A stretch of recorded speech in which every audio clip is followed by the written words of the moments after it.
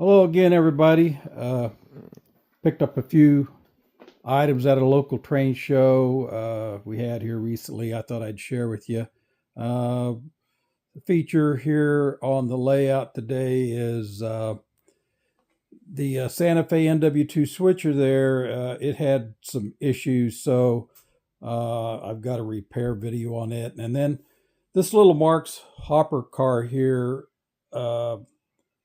far as I know, I got a good buy on this at the show, but and I knew the guy. I've bought quite a bit from him in the past, but I don't believe this car was produced by Marks this way.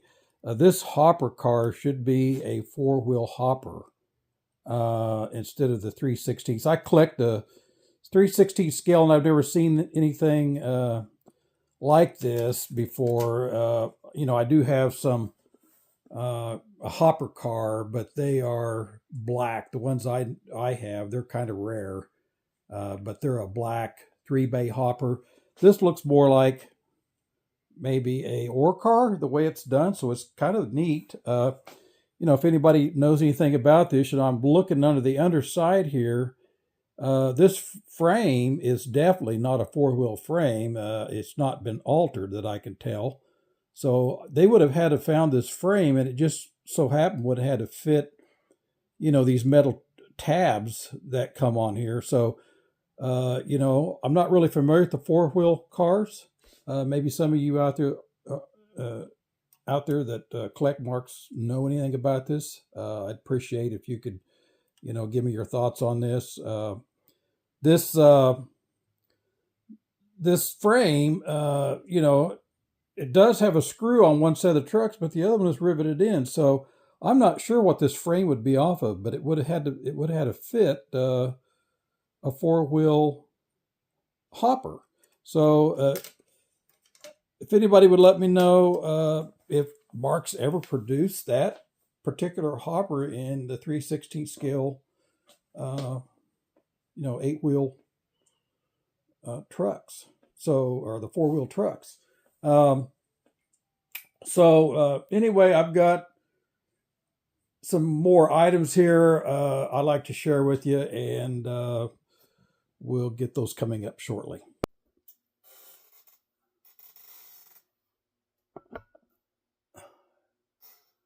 Okay, hopefully you guys can see this. Here's an engine I just purchased at our local train show.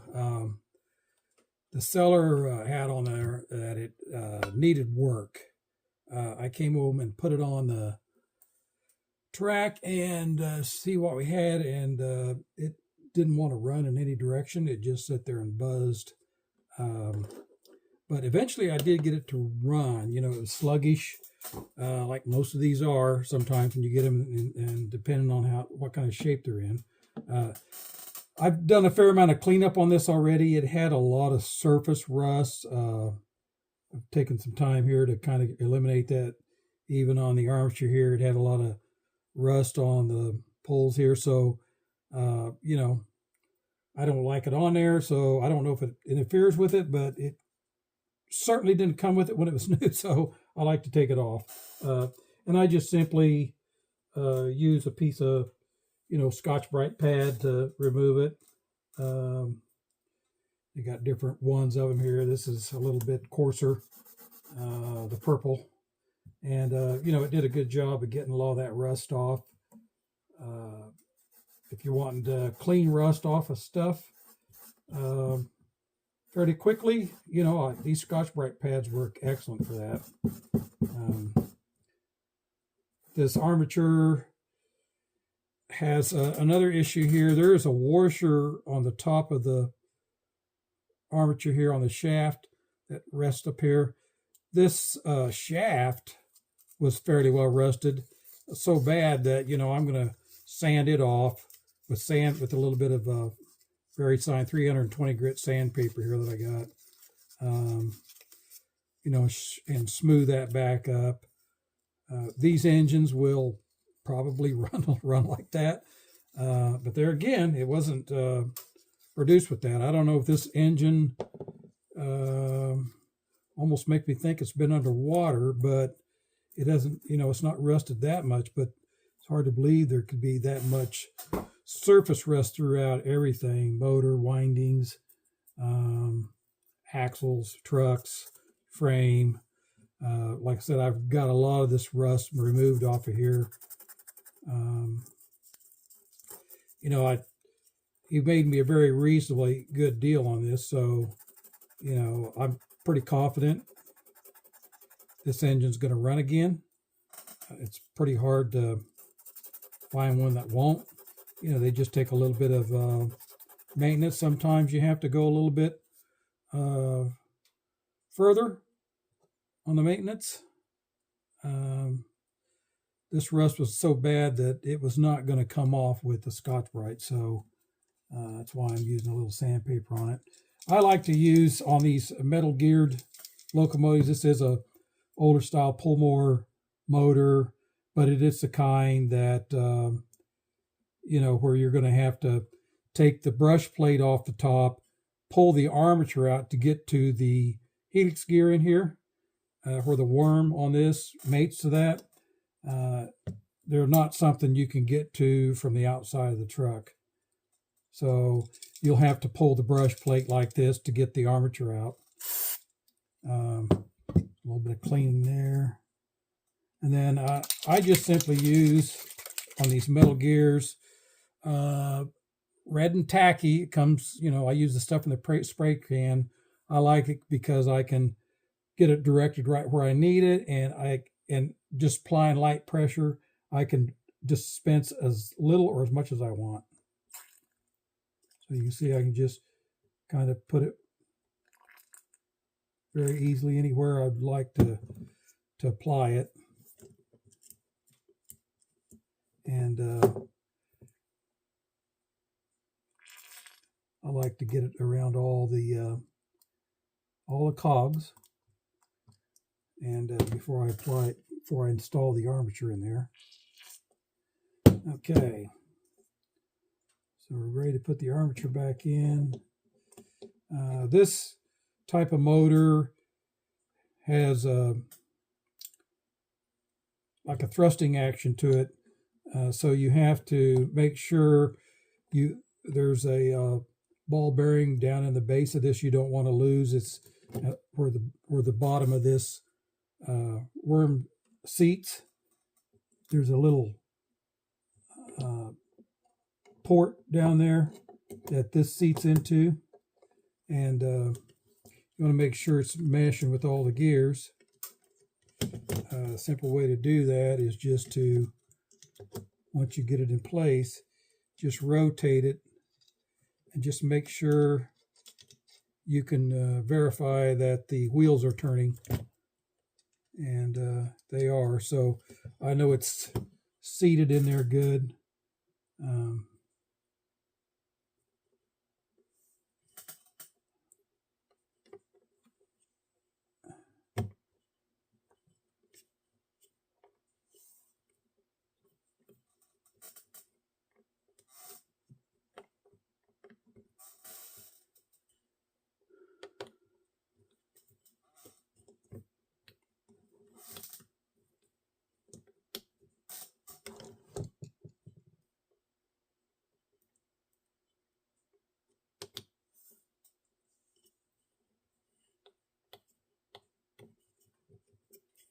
There we go. Okay, some guys kind of freak out about bending these brass tabs on there and put your brushes back in. The key for me is you just only have to barely pry these up just enough. You don't really need to, you don't want to bend these straight up like that. Yeah, that's going to stress them to where there's a good chance he's breaking off when they go back down.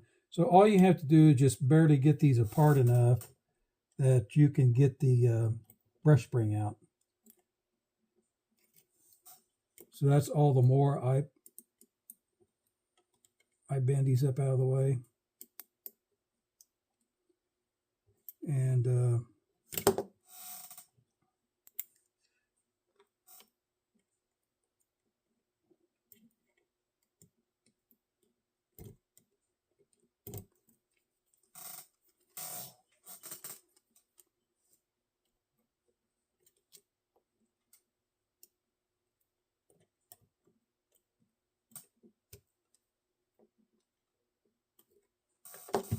Should have probably did that before I set that on there. It'd be a lot easier since those fall down in there.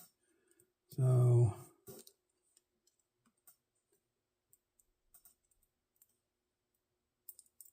just like that. Just remove them out of there like so. Like I say, you don't have to bend these that far.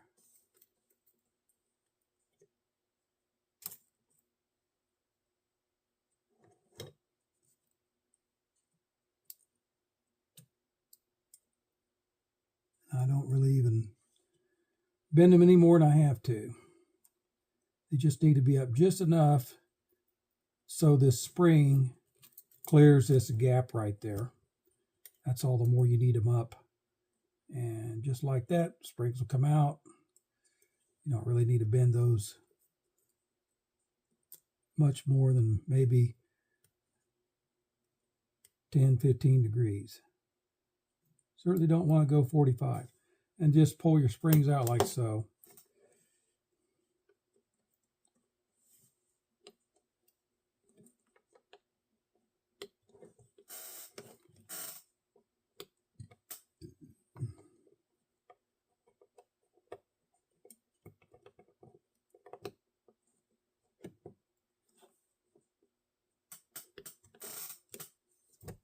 There we go.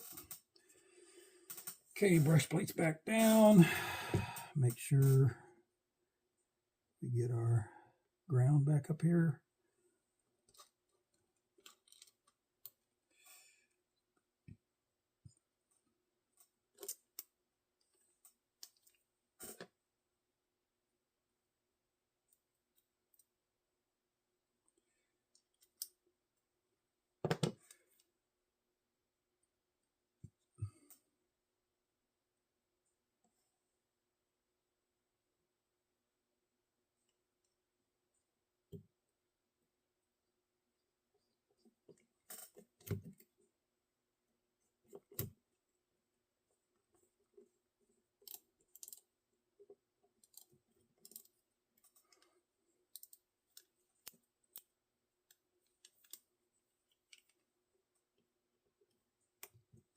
Okay, probably go a little bit bigger here.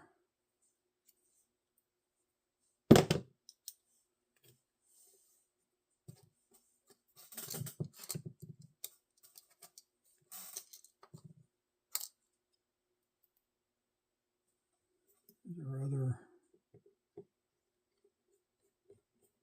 screw for our brush plate.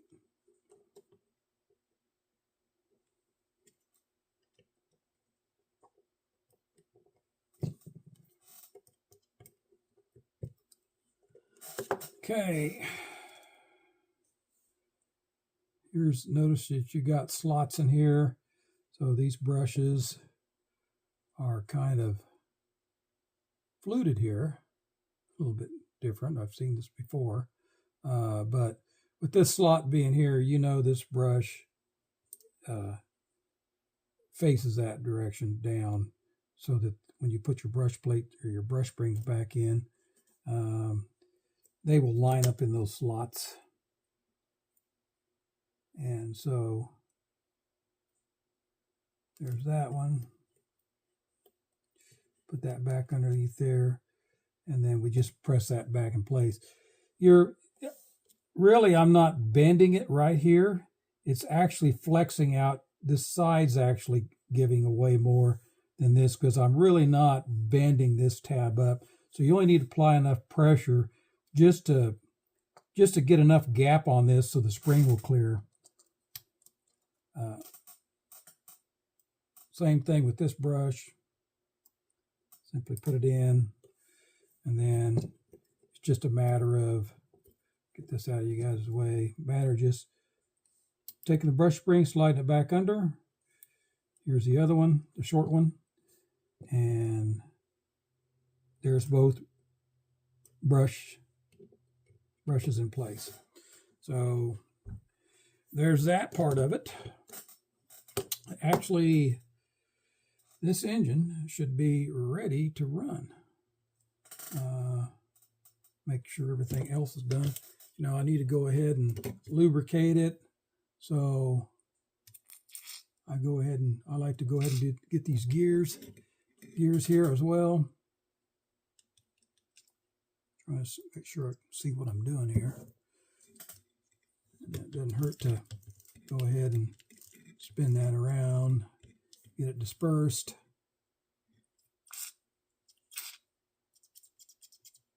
Some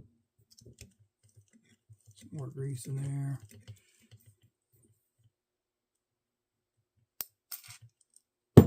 More grease in there.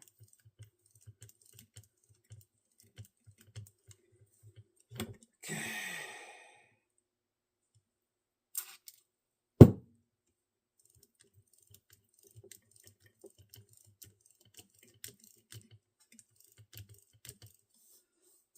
Okay. So there that is. I've already cleaned up the rollers, the wheels. I just use Scotch-Brite pad on that and just clean that up real quick. While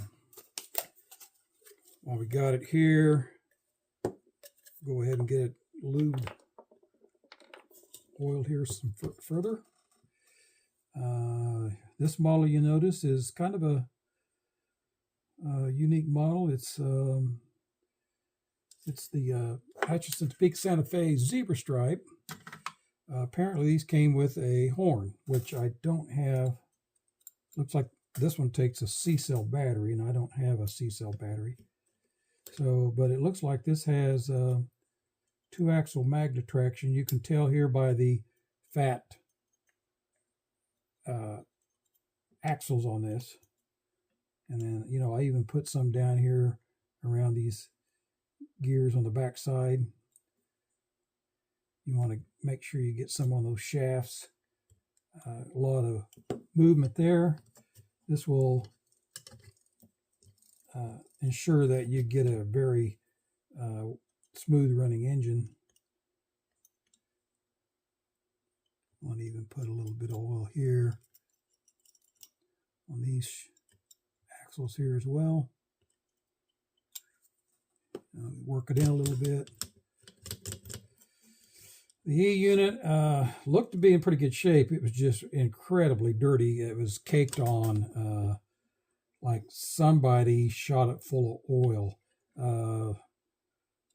My guess is this thing has been lubricated with WD-40, which is not something you really want to do. You definitely don't want to get oil inside that E-unit. It will loosen things up. That's fine. You know, if I get one that's really bad, you know, that's very stuck, I'll use WD-40 to go through it all. I may even let it set overnight and let it work in, and then I immediately shoot it all out with a can of contact cleaner. I just use electrical contact cleaner, just flood this out. A lot of times you can get these engines running just by simply flooding all this out with contact cleaner. I've been to places where they charge, where the Lionel repair guy will fix them, and he gets out a can of contact cleaner and just shoots them down. I mean, until all the black crap quits running out of them. You can see here this E-unit, or this drum on the E-unit is very shiny now. That's what you want. I mean, you want to get that as shiny as possible and clean. You don't really want to leave any oxidation on there. I was kind of surprised. This one, as oily as it wasn't really oxidized. So it cleaned off very easily. You really want that shiny copper. I find if you remove that dried looking oxidation off of these contacts in here, you'll have a very quiet E-unit. If you get a very loud E-unit, noisy, buzzy E-unit, a lot of that comes from the fact that it's dirty. Even though somebody might have shot it out with contact cleaner doesn't always do it. For the most part, you can probably get away with that, but on engines that are really fouled, especially those on the contacts on the drum of this E-unit here, right here,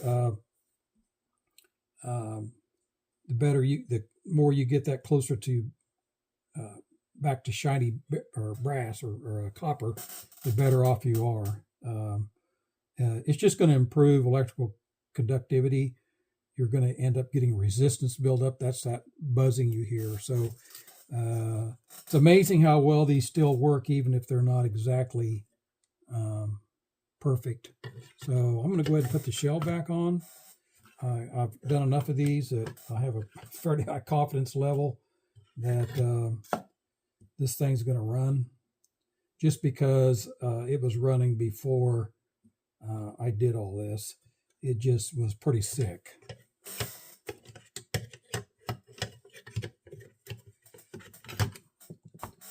There that is.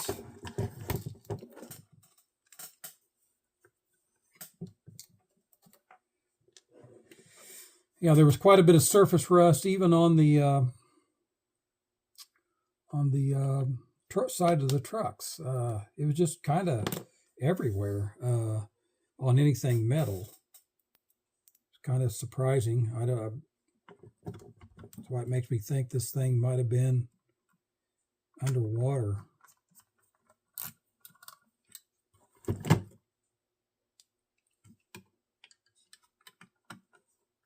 You know, it's amazing the abuse that these take. You know, this thing has a crack right there already starting. I noticed earlier.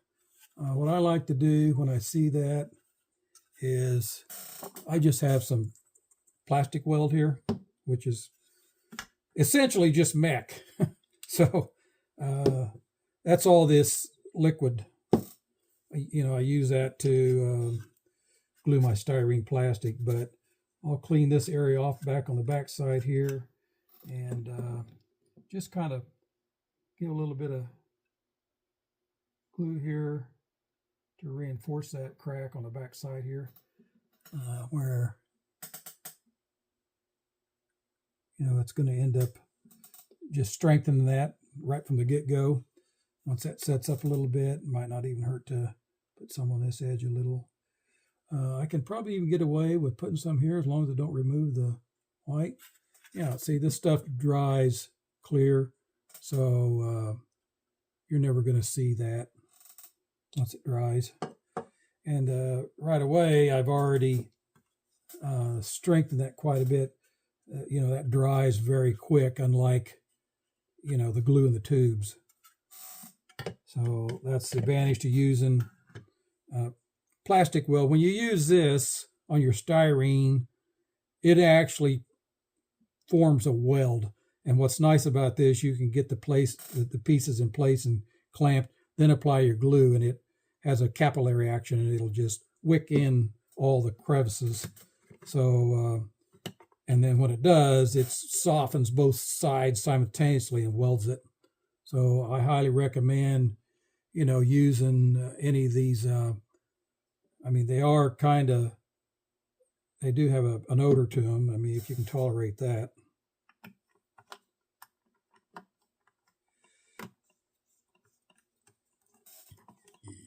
Okay. So I think it's time to take this over to the layout and see if we got a runner.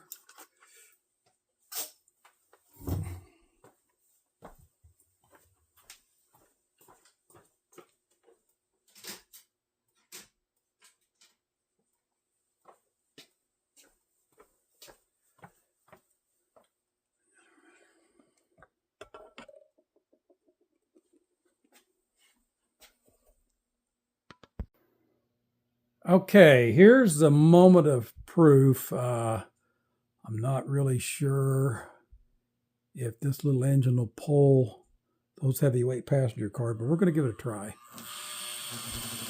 Boy, it's trying.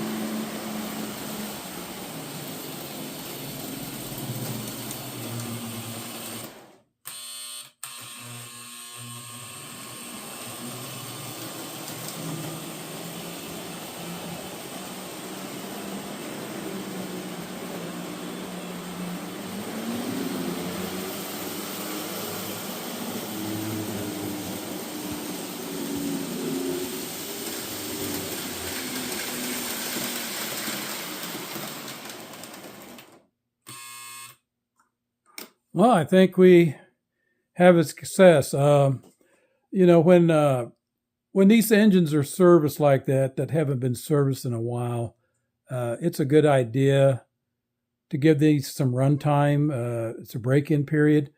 The more you run these, the smoother they'll get. So, you know, if you really want to do your engines a favor, you really need to run them. It's really kind of hard on them to let them sit for extended periods of time like that. So it's always a good idea, even if you got a big collection, you know, take down different engines, different times and run them. Well, I've got a few other things I got at the show that I'd like to show you. Let me find what I did with those, and we'll try those out.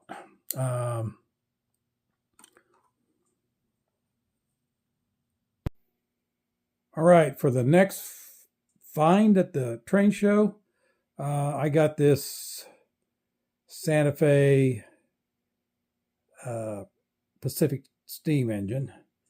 This is a K-line model that's molded off of the Marks 333 shell, and it come with a rail sounds tender. So I felt pretty good that I got a really good deal on this. So let's take it for a run.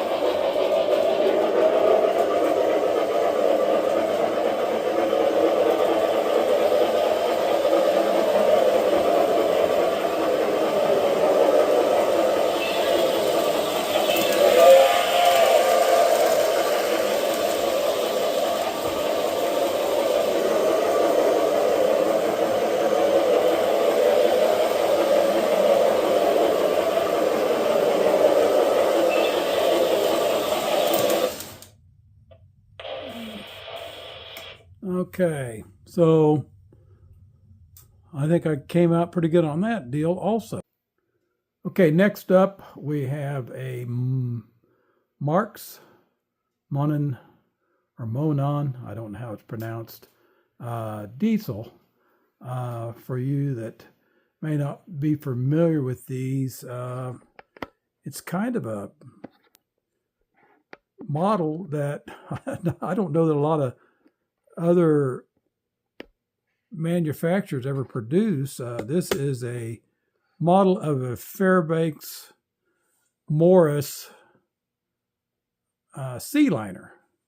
They were called the consolidated line, or a lot of people just call them C-liner. So I felt like I got a really good deal on this, so I had to pull the trigger. I do have a pretty good collection of Marks. For those that may not know what I collect. So this was one model that I did not have. I don't have any of the small diesels. I do have a set of the 10 plate number 21s up there. Those are the Marks units. So along with the caboose.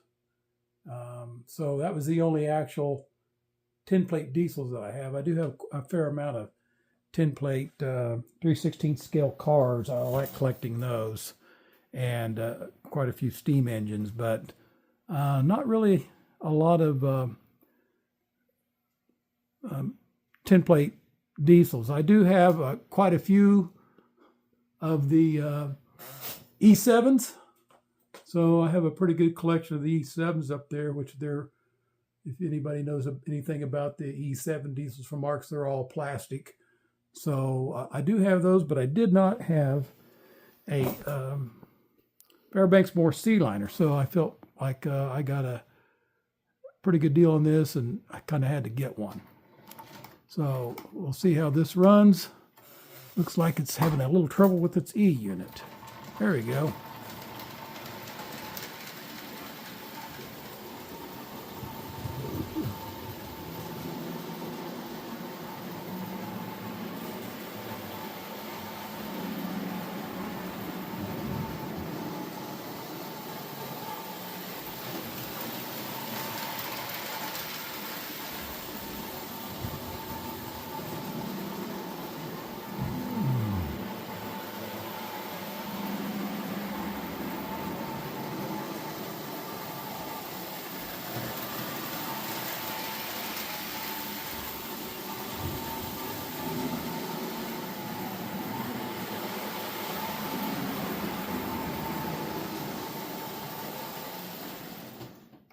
Okay, so that looks like that runs pretty good. Looks like the E unit needs to be fixed a little bit. Probably just needs some servicing. I notice the stance on this is kind of rather odd looking. It looks like to me, I don't believe this is the correct motor.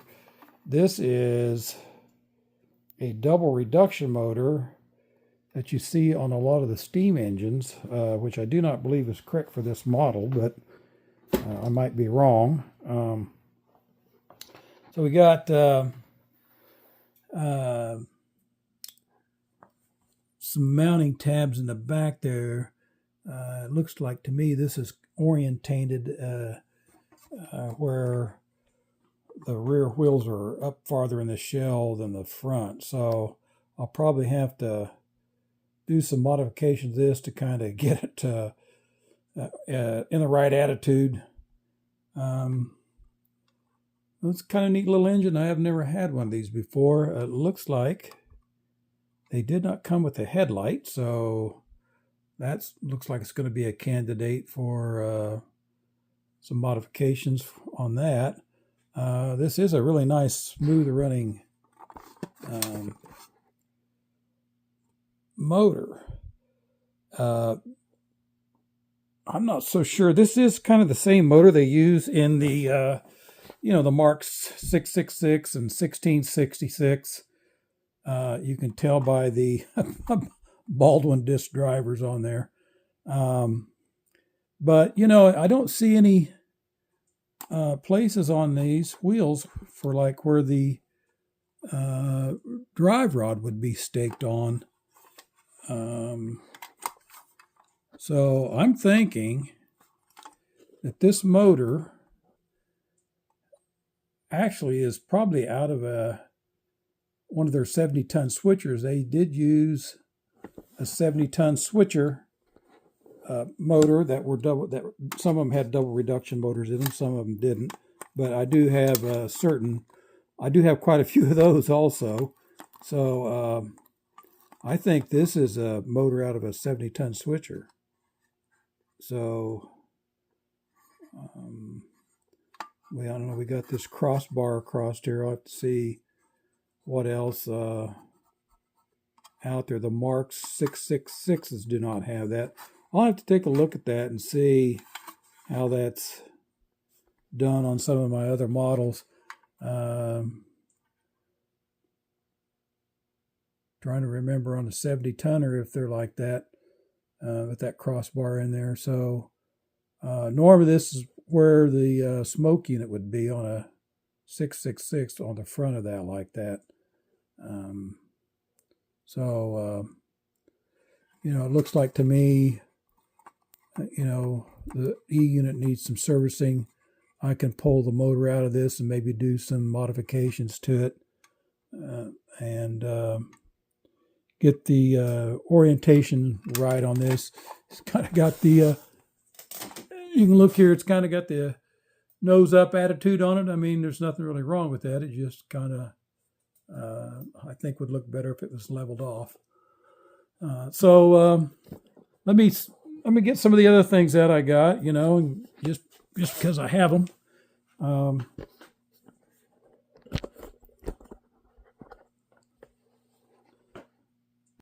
Oh, for the next items, you can see here I got some marks, New York Central passenger cars. I did buy, I think, 3 of these on eBay.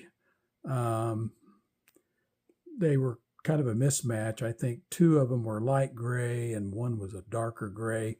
So I found these. The guy was just about giving them away, so I couldn't pass them up. They're going to need a little work. They're missing some wheels and axles and pickups, that type of thing. A lot of that stuff you can still get from Robert Grossman. So haven't bought anything from them for a while, so hopefully you can still get some of this stuff from him. I don't know. I imagine one of these days he's going to run out. But I did get a nice, this is a crossing signal here from MTH. Guy made me a good deal on that, so I couldn't turn that down. This one has crossing signals with sound. I'm assuming it's a bell.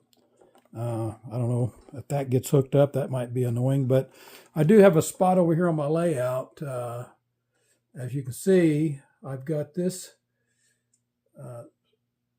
signal here, but I don't really have any signals on the main line over there. So that's where those will be going. I do have some signals set up to go at that crossing, and then I'm working on a crossing over here, and that crossing there will have some signals eventually. All right, guys, I wanted to show you here. It turns out I did have a C-cell battery, and a little bit of cleaning, a little bit of effort. It's working perfectly. I can't believe it. If you could see inside there, the amount of rust and corrosion that's still in there, it's baffling how well this works. I've had some engines that looked in better shape than this. That, you know, I had to work hard to get the horn to work in it. So it seems like there's no rhyme or reason. Luckily, probably one of the reasons it's not having any real issue is the fact that you could tell there was no battery left inside of it to leak, so there was no battery damage in the battery holder. So that was a bonus. That might be one reason why it's working, even though it looks kind of rusty in there. You can already see just a little amount of time. I mean, this has only been running for, you know, a little less than probably 30 minutes of time. But you can already see how much easier and smoother it runs, even pulling this little consist. So that's what I'm saying. You need to really run these to break them in. And you'll get, you know, if they're lubricated properly, maintained very well, you can get these post-war engines with these Pullmore motors to run at pretty decent slow speeds. It's kind of incredible. I mean, some of this it is contributed to your track works. So track work's really important. You know, you're trying to maintain a consistent voltage over the length of the run, so that's important.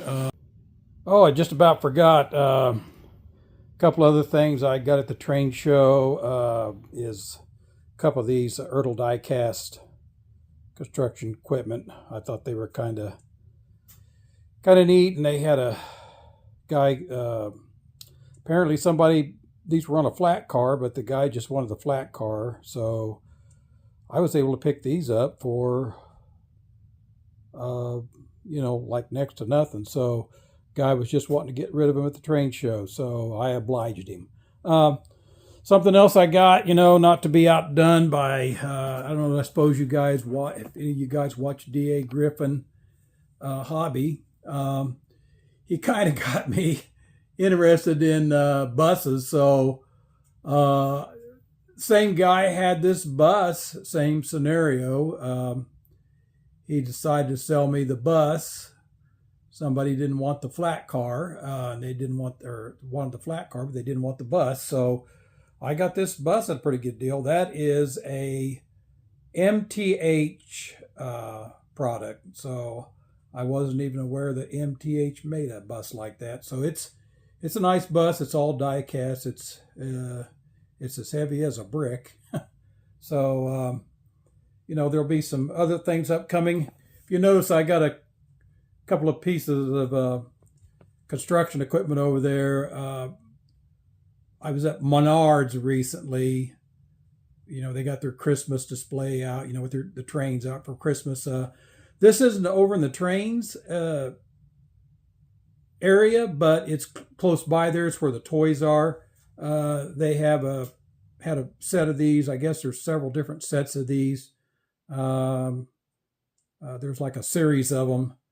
I picked up the track hoe there, and something else. I picked up a loader to replace that case loader there. That way, all my construction equipment is cat. Now that's supposed to be those are supposed to be die cast. There is some die cast to it, but I think there's just about as much plastic there as there is die cast. So certain parts of that are die cast, but some of it's plastic. So it's maybe a little bit misleading if you're wanting straight die cast. But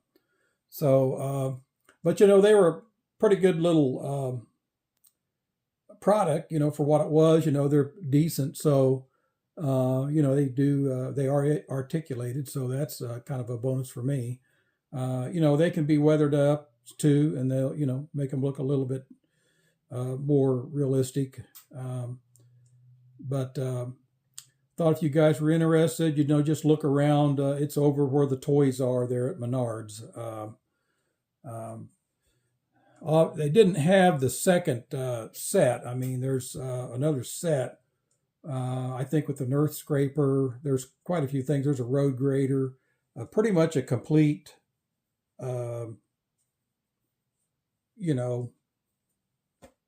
set of construction equipment. They even have a couple of skid steer loaders that you can buy in place of one piece of equipment. Now this is 1/64th scale, I believe, and they also had some 187. So you guys that they have the exact same thing in 1/87th HO scale. So if you HO guys are interested, you might check out your Menards and just check the aisles close to the trains over there where they got the trains a few aisles down. That's where I found these at my Menards. They were kind of really hidden. There was just there's only like a couple of boxes, and they were on a bottom shelf right up against the end of an aisle. So it's almost like they're hiding them for themselves. They don't want you to find them because they want them themselves. I don't know why they're kind of hidden back in an out-of-way spot at my store. But, I do have two Menards here, stores. There's one on the east and one on the west. I may have to go check the east Menards out to see maybe if they have a little bit different variety of stuff over there with this equipment. And with the train selection too. But, they seem to carry about the same stuff, it's a terrible drive. It's a 20-minute drive across town. So, that's just terrible. So us West Siders, we find all kinds. It's just like going to a whole nother country, going to the east side. So, but any of you guys that are interested in some, needing some construction equipment, I thought these were a pretty decent value also. I can't remember what those were right offhand, but they were pretty reasonably priced.